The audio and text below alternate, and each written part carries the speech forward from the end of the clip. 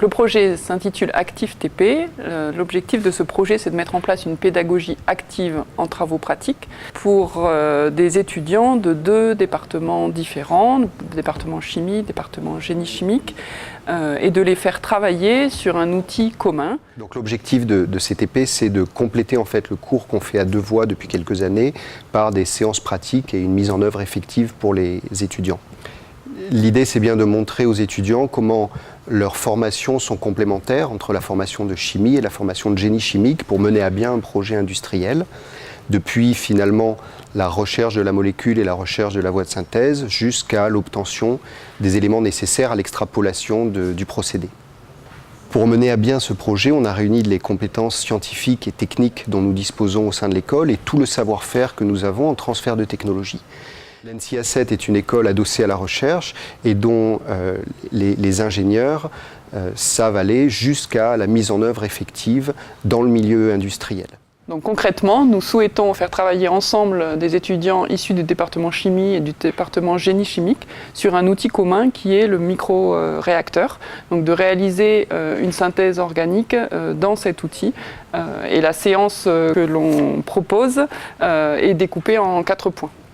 Donc premièrement, ils doivent analyser les résultats des informations obtenues sur la synthèse organique à réaliser et pour ensuite pouvoir proposer un choix technologique adapté pour la réalisation de cette synthèse et la comparaison des différentes façons de la mettre en œuvre.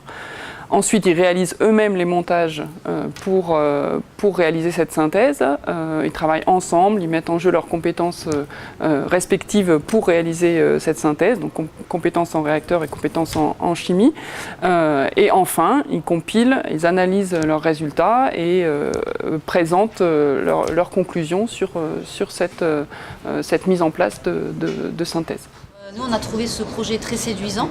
Le fait de mettre en place un TP sur la synthèse en continu dans les micro et milli-réacteurs. Alors pour 2 raisons essentielles. La première raison, c'est le fait que ce TP vient compléter la formation et vient illustrer les cours. Le TP va mixer 2 populations d'étudiants.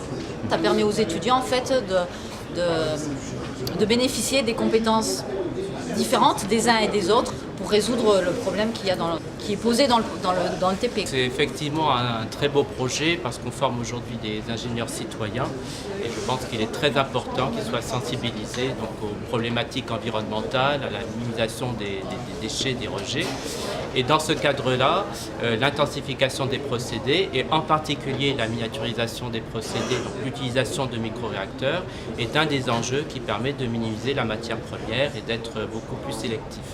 Sur ce projet, en plus de l'innovation sur la forme que vont prendre ces TP, nous espérons aussi pouvoir consolider le modèle de l'NCA7 où l'ensemble des départements ont des liens. Tous ces étudiants se voient et se côtoient pendant toutes leurs années de formation et c'est ça qui fait la force des ingénieurs de l'école. À plus long terme, nous souhaitons diffuser ce type d'outils et de méthodes vers d'autres formations. Donc d'abord d'autres formations d'ingénieurs qui sont à l'interface entre le domaine de la chimie et celui des procédés. Donc ça peut être d'autres écoles de la fédération Quai-Lussac. Ça peut être aussi d'autres formations de type classe préparatoire ou IUT, toujours à l'interface entre la chimie et le procédé.